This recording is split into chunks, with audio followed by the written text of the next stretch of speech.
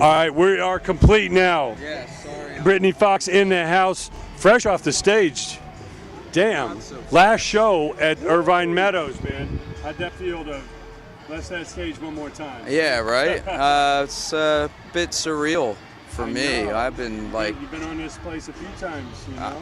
I played here once, but way long ago. Okay. 87. Back in the day, Yes. I know you just flew in from Europe. We're going to talk about that.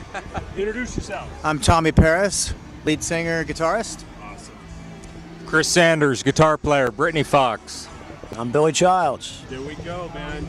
BRITNY FOX still doing it. I know a cruise is coming up, and Yes. you know, always new music percolating. You know, we love you guys taking it all the way back. I remember talking to you guys before.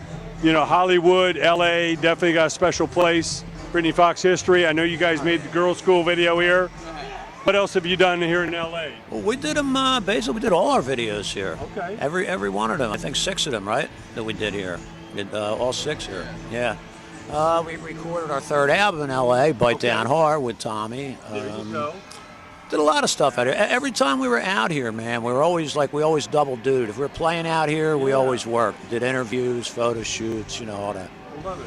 I remember you talking about the first time coming out to Hollywood, just, you know, being that kid wanting to hit the Sunset Strip and dreaming about, you know, all the rock and roll history that's been made here. You know, what was that like coming out here for the first time? Well, it was a reality check, you know. I was in a band back east, and I was just talking, it's funny not to drop names, but John Karabi, who's a great friend of ours since the Philly days. So I just saw him in Sweden, and he was telling somebody this story where I came out here like for my high school senior week or some shit, and I went back and I was like, John, like to the guys, we got to go to LA, man. If we're gonna make it, we got to go out there. And he was, you know, was married, and this one didn't think they could move. You know, we'll be fine here, we'll be fine. So anyway, I was like, yeah, okay. 2 months later, I left the band, joined another band, and then all those assholes ended up moving to LA and fucking, or when he tried to call me to go, I was like, nah, I'm not going, because I was playing in a band in England at the time. But yeah, it was always cool to come out here and see, you know, because this is where it all went down, you know, whether you made it from Chicago or Philly or anywhere, this is like the quintessential like rock and roll city, man. I mean, it's just all of it, sunshine, the chicks, the strip, everything, you know, just rock and roll, videos, totally. All that. Well, I know those were incredible times back then. Well, yeah, but what he was saying about everybody moving out to L.A., we were in Brittany at the time, and we had just seen Cinderella get on the verge of getting signed. Yeah. And to me, and I think the rest of us at that time, it all made sense to stay in Philly, because everybody was going to L.A., man. It was rough out there, but we were in Philly right behind a band that was getting major, so that's why we sat there at that particular time. Yeah, but even though, like John says, out here is the epicenter of the whole scene, you know. But It's also, you know, I mean, we could have gotten swallowed up and spit out here, you know. There was so much competition, so in a way, hanging in Philly after somebody broke through the barrier was a much better move for this band, and you know. Yeah. We had never, I had heard stories about it, but I had never actually seen anybody that I knew get big from a club that I was playing. I mean, to me, that just, I was like, I know it happens in New York, I know it happens in LA, but I haven't seen it yet. And then I saw that and I went, holy shit, might be a good idea to just sit in Philly here and wait to be, because we were already, I would say, probably the biggest band in Philly and on a local level at that point. So we knew that we would be the next ones out. So what was your best memories of that heyday? The first album coming out, videos hitting MTV. I'll tell you, man, to me, that whole period, I mean, you wouldn't have thought so at the time, but the whole period before the record deals and all during that first album, to me, that was really like before it became a business. And those are my just overall best memories of it. After that, I remember... I remember the great memories, you know. The money issues started, the ego issues started. I mean, everything it goes to hell. When art and commerce meet, it's always a fuck fest, you know. I just talked to Alex Lifeson from Rush and asked him about those early days, slugging it out with Kiss and everybody on the road. in the Midwest, Nugent and everything. He said those are my best memories. Oh, absolutely. At that time, I mean, that makes what we did look like child's play. You know what I mean? Yeah, I mean, those guys were pioneers. Those days of touring were right. $5 tickets. Right, and just burning up the road constantly. I played with a couple guys from UFO, and they were a big band in America, like just on that open highway, sharing a stage with AC/DC, Ted Nugent, I mean, Kiss, everything. And I heard so many stories, and you know, I would have loved to have been about 10 years earlier in the game, but you know, we had a nice little run too. So, but yeah, I mean, that was some good times, man. Probably the best music there ever was. That music just lives on. Yeah. Tommy, talk about. Real quick to put in, we're talking about the first days of touring. We're kind of here in like the last days of rock band touring. Really, you don't see too much of it anymore, you know. So Changing times, man. You got to keep it alive. Now talk about coming into this band. You know, getting the chance to play with these guys. Tell us about how that evolved. A friend of mine, this girl singer in another band around town in Las Vegas, gave me a trade magazine, and it said BRITNY FOX auditioning for a new singer. And she handed it to me, and she goes, "You should check this out." Because I was in a rock band doing the same kind of stuff, the 80s sort of, you know, makeup and the hair and the glam and shit. And we were recording, blah, blah, blah. So I called and talked to, you know, it sounds like a song or a movie. So I called their manager, Brian, and said, "Hey, you know, whatever. Okay, so send in your stuff," right? So I sent it in. And then I hadn't heard back, so I called him for like every day for like 8 days. Finally, like on the 9th day, he called me back. See, I'm probably bugging him. And he goes, "Hey, I want to fly you out. If you can get yourself out here, we'll give you an audition." So I went out and auditioned with him once at a studio for like a couple hours. Went back to Vegas. They had other guys to try out. Some friends of theirs from Poison and other groups were sending dudes they wanted to try. And then they asked me back later, said, "Let's try writing some shit." So I went back again. And they sent me home with like 7 or 8 songs to write lyrics to and sing melodies over, stuff they'd worked on. And I took those back to Vegas. I sent them back, and then they heard a couple on there that they liked that ended up on Bite Down Hard. And then so I went back, I think a third time, and they said, "Hey, if you wanted the gig, you got it." So.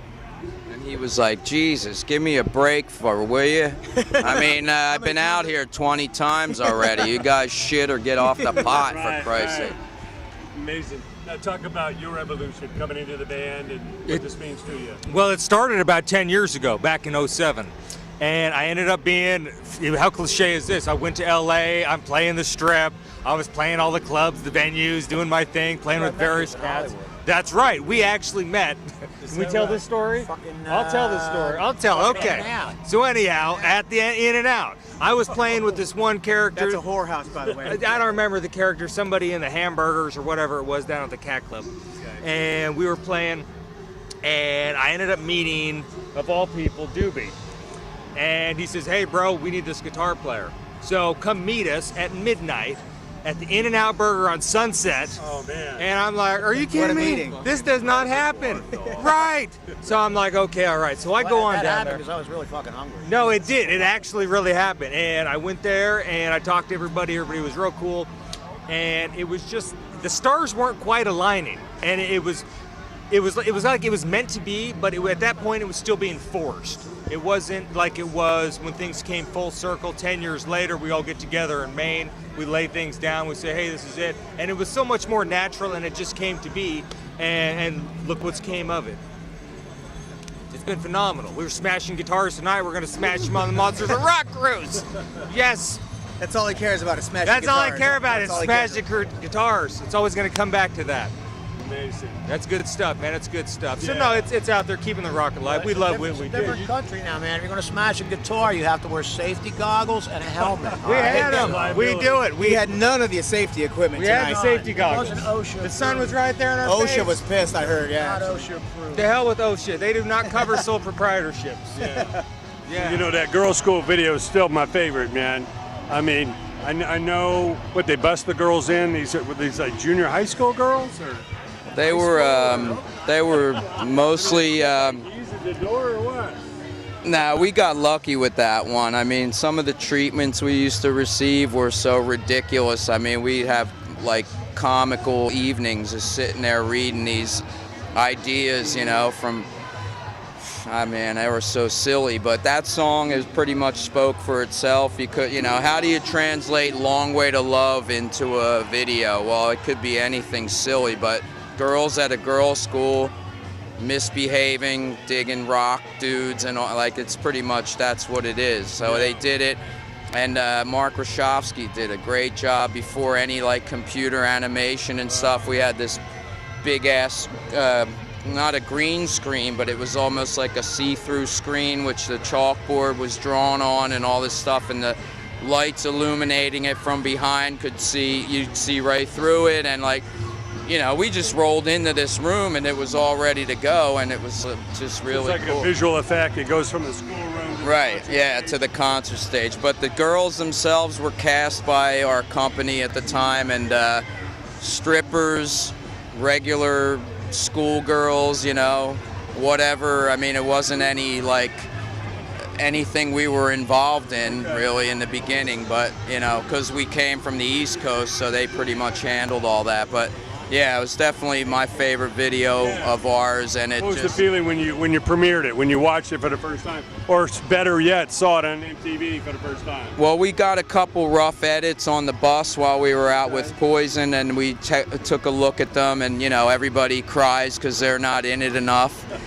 Mainly me. And so a few snips and edits here, and then they, you know, they premiered it, and luckily at that time we had a buzz from the first video, and we had a kick-ass, you know, really hardcore fan following who used to call in and dial MTV and just make an impression for us, and really just it just really hit the right spot at the right time for us. It became our signature thing, but just overall, you know, a lot of videos from that time were, even some of ours, total cheesy, or they don't make sense, or it's like, you know, but that one just is like from beginning to end, it's just all there, you know, and it's cool, man, and that made me proud, and it's probably one of the only ones I can still watch and go like, this really was done well, you know? Definitely, epitomize the moment. So Tommy, what is it about this music? Obviously, big celebration of this era of music. It won't go away, you know. People that grew up with this music come out in force, and they love it. They're not going to let this music die, you know. What is it about this era of music that needs to be preserved and continued?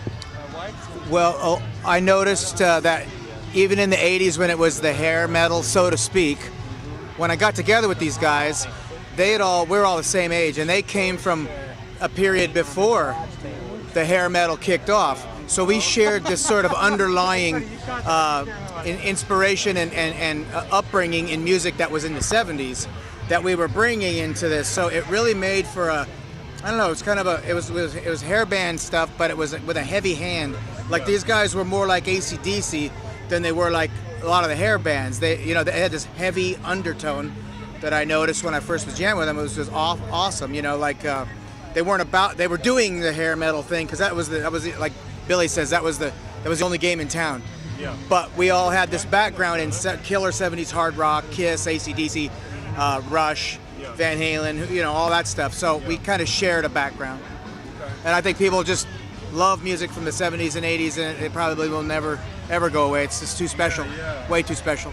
I mean, you know, we could sit here and talk about it forever, but in the last year, we're losing David Bowie. We lost Glenn Frey and the Eagles. We lost Prince. We lost Lemmy. Yeah, Lemmy. We lost, you know, Bernie Worrell of Parliament. I mean, we're losing so many of these guys now. And I'm not feeling very well. Yeah.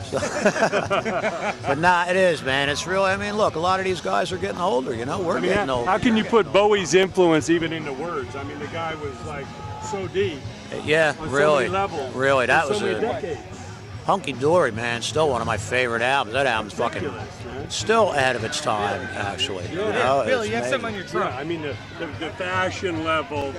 People say he invented punk. He invented glam. I mean, just so many levels. And as soon as people would get comfortable. That thing out of my nose shows. Wipe that shit. Hey, we got you, man. We got you. It's live, man. It's a hot mic. But, Yeah. I mean, you know what I mean? As soon as people got used to Ziggy, he was already on to the next level. Well, he crossed over into every field. I mean, punks, metalheads, glam fans, disco dancer. I mean, funky Philly soul.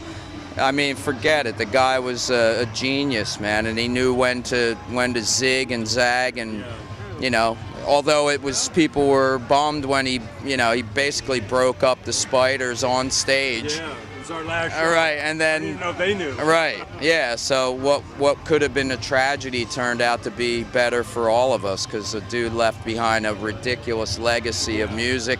And sometimes, they go a bit far out and you can't really like grasp of it. Yeah. But that's the way they are. Unpredictable, fearless. I mean, when he made the stuff that we love, he was doing the same thing. He was being pushing outwards, you know what I mean? And we fell in love with it. We didn't always get the later stuff or whatever, but we witnessed a time in music where it will never be the same. So that's why I think, like your previous question, why people need to see this stuff, because if you go beyond, the hair metal bands or the 80s or early 90s, then stuff started to go into like the internet, with music just becoming like a thing. It wasn't a tangible item anymore. You weren't like looking at an album cover or whatever, and we all grew up taking our music from records or the radio, and we all had a common bond on certain bands and concerts, and then it became like a free-for-all. So there's a lot of great music out there, but not everybody knows every band or everything. You can't really, you can have a friend turn you on to a new band, which is cool, but then the chances of your other friend knowing who that is like, it just doesn't work. The delivery system isn't the same anymore, so it's really hard to keep track of it all and to follow a certain path. We miss going into Tower Records or that mom and pop store for hours. Yeah, man, you just get lost in that. Wrapping it up, what advice do you have to the young creative people coming up? Because I know the business is constantly changing, but as far as the mindset, as far as focus on what do they need to focus or... Well, I think the mindset is probably the only thing that hasn't changed. I mean, you still got to be really tunnel visioned about the whole thing.